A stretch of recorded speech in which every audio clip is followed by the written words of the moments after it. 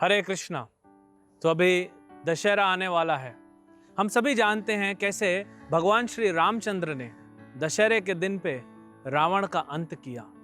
रावण जो काम के वशीभूत, अपने काम के वशीभूत ही मारा गया।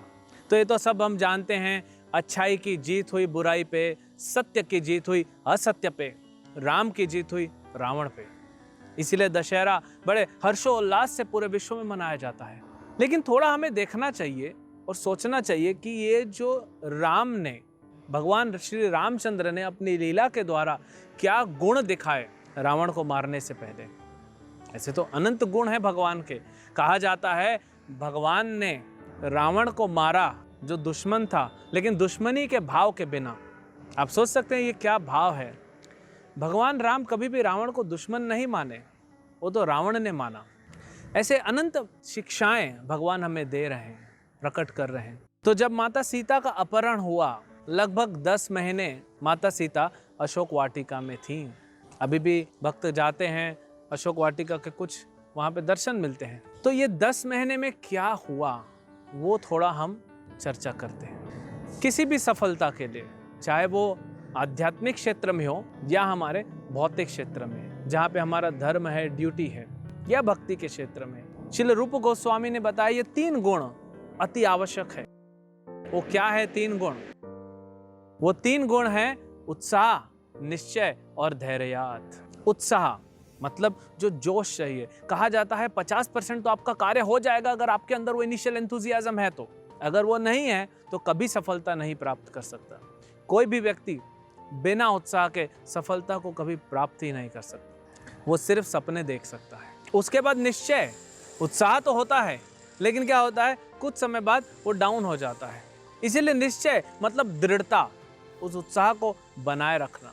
अगर आप गाड़ी में जा रहे हैं और आप बार बार एक्सेलरेटर कम कर देते हैं तो क्या होता है, स्पीड कम होता है। ये दृढ़ता क्या करेगा, उस उत्साह को बनाए रखेगा।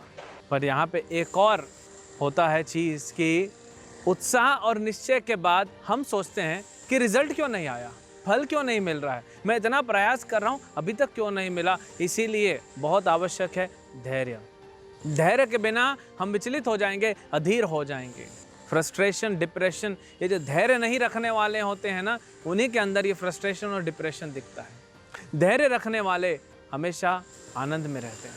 लेकिन सिर्फ धैर्य नहीं, धैर्य के साथ उत्साह और निश्चय भी चाहिए। तो आइए देखते हैं भगवान राम ने इन 3 गुणों को कैसे दिखाया। जब माता सीता का अपहरण हुआ तो भगवान राम ये सब लीला कर रहे हैं। भगवान राम को कोई दुख नहीं होता। राम का मतलब ही आनंद का स्वरूप, आनंद घन, परमानंद घन है भगवान। लेकिन हमको सिखाने के लिए, हमको शिक्षा देने के लिए भगवान ने लीला करते हैं। तो माता सीता के अपहरण के बाद दुखी तो हुए, लेकिन निश्चय था।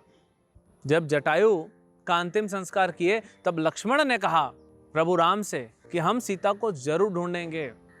बोले अगर वो रावण अगर माता सीता को लेके गया है त्रिभुवन के किसी भी कोने में, मैं ढूंढ के लाऊंगा। ये निश्चय, ये उत्साह था। और चले दोनों भाई अकेले, और तो कोई था नहीं। तो मतंग ऋषि के आश्रम में जाके शबरी का उद्धार किए। जिस टारगेट के लिए निकले हैं माता सीता को ढूंढने, रास्ते में भगवान ने बहुतों का उद्धार किया। फिर वहां से आगे जाते हैं किष्किंधा की तरफ, हनुमान जी से मिलते हैं। हनुमान जी उनको सुग्रीव से मिलाते हैं।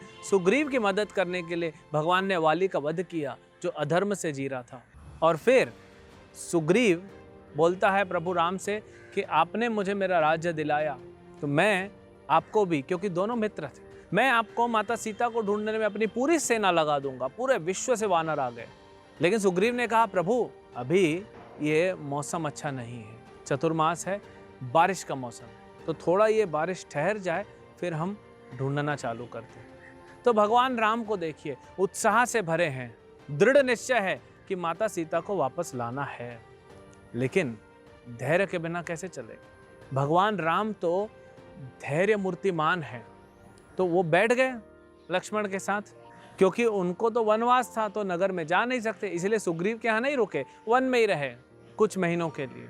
और फिर सुग्रीव जो भोग विलास में लग गया, थोड़ा भटक गया कह सकते हैं। तो राम ने कहा लक्ष्मण को जाओ।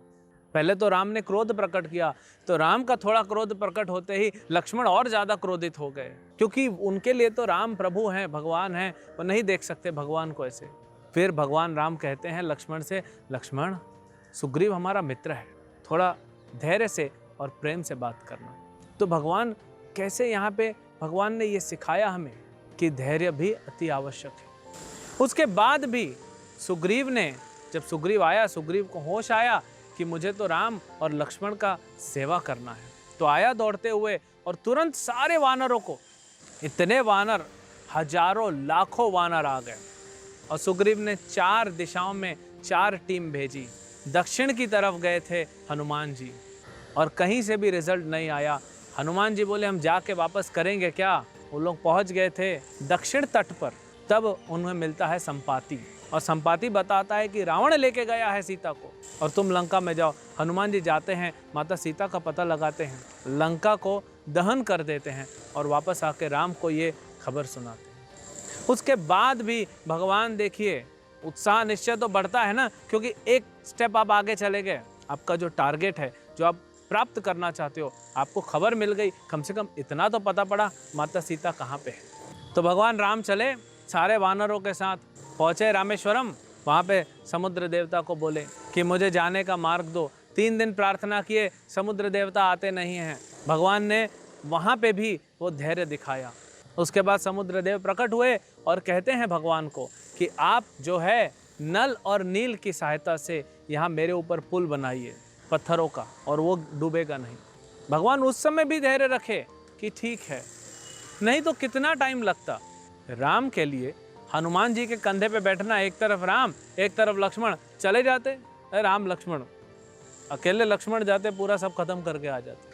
लेकिन भगवान सभी को सेवा में लगाना चाहते हैं और सबको, पूरी टीम को साथ में लेके चलना। कहा जाता है अब अकेले आगे बढ़ोगे तो बहुत जल्दी पहुंच जाओगे, लेकिन पूरी टीम को जाके साथ में लेके चलोगे तो लंबा समय के लिए चलोगे। तो भगवान राम इन वानरों को लेके चल रहे हैं। तो पुल बन रहा है, फिर पुल पे सब जा रहे हैं, फिर वहाँ लंका में पहुँचे, वहाँ पे धैर्य किए, फिर रावण को समझाने का प्रयास किए, अभी भी मान जाओ, नहीं तो ये पूरी लंका नगरी ध्वस्त हो जाएगी। तो भगवान राम रावण को समझाए और वहाँ कैंप लगा के बैठ गए। पर रावण ने क्या किया, रावण किसी न किसी को भेजता रहता और भगवान राम को युद्ध करना पड़ा। जब सब कुछ खत्म हो गया था, सिर्फ रावण बचा था, तो भी भगवान ने एक मौका दिया। तो हमें ये सीखना चाहिए, ये 3 गुण। भगवान राम का उत्साह कभी कम नहीं हुआ, दृढ़ता में कोई फर्क नहीं पड़ा, और धैर्य के मूर्तिमान प्रभु, उनका धैर्य देखिए। अंत समय तक रावण को मौका दे रहे हैं कि रावण अभी भी, तेरा सब कुछ खत्म हो गया, तेरे भाई चले गए, बेटे चले गए, सारे सैनिक चले गए, अभी भी अगर सीता को लेके आ जाएगा तो मैं तुमको छोड़ दूंगा। तो रावण काम के वशीभूत दशहरे के दिन मारा गया। तो हमारे जीवन में भी हमें सीखना चाहिए। भगवान अपने आप से, अपनी आचार्य प्रभु जीवन सिखाई, हमको सिखा रहे हैं। तो हमारे जीवन में, चाहे आप स्टूडेंट हो, चाहे आप जॉब करते हो, आप बिजनेसमैन हो, कुछ भी हो, आप अपने भौतिक धर्म को निभा रहे हो या आध्यात्मिक भक्ति कर रहे हो, दोनों में ही बिना उत्साह के आप आगे नहीं बढ़ सकते। आज हम देखते हैं संसार में ज़्यादातर लोग कैसे हतोत्साहित हैं, उत्साह खत्म हो चुका है, और उत्साह के बाद कुछ उत्साह आता भी है। बहुत सारे स्टूडेंट्स हम देखते हैं, मोटिवेशनल स्पीकर्स अलग अलग उनको सुनते हैं, तो वो शुरू में उत्साह तो बनता है, लेकिन क्योंकि धर्म के साथ नहीं चलते, हम भक्ति के मार्ग को साथ में नहीं रखते, इसीलिए वो उत्साह शुरू में बनता है फिर बह जाता है, तो निश्चय में कन्वर्ट नहीं होता। उस उत्साह को हमेशा मेंटेन करके रखना, उसके लिए हमको ये मार्ग चाहिए, क्योंकि हमको पता है कि भगवान हमारे साथ हैं, तो निश्चय बनता है, दृढ़ता बनती है, और फिर कोई भी कार्य में सफलता प्राप्त करने में टाइम तो लगता है, और उसके लिए क्या चाहिए, धैर्य चाहिए। आप एक बीज डाल दीजिए पेड़ का जमीन में, तो देखिए वो भूमि में टाइम तो लगेगा, वो पेड़ बनेगा, उसके बाद उसमें फल निकलेंगे। तो धैर्य रहेंगे तो सुखी रहेंगे। हम अधीर हो जाते हैं, तो इसीलिए हम भी अपने जीवन में ये भगवान राम की शिक्षाएं जो है उत्साह, निश्चय, धैर्य को, अनंत शिक्षाओं में से हमने सिर्फ ये एक शिक्षा ली, ये 3 गुणों को अपनाएं अपने जीवन में और अपने भौतिक धर्म में, जो हमारा भौतिक ड्यूटी है, और आध्यात्मिक जो भक्ति है, दोनों में इन प्रिंसिपल्स को लगाएं और सफलता प्राप्त करें। हरे कृष्ण।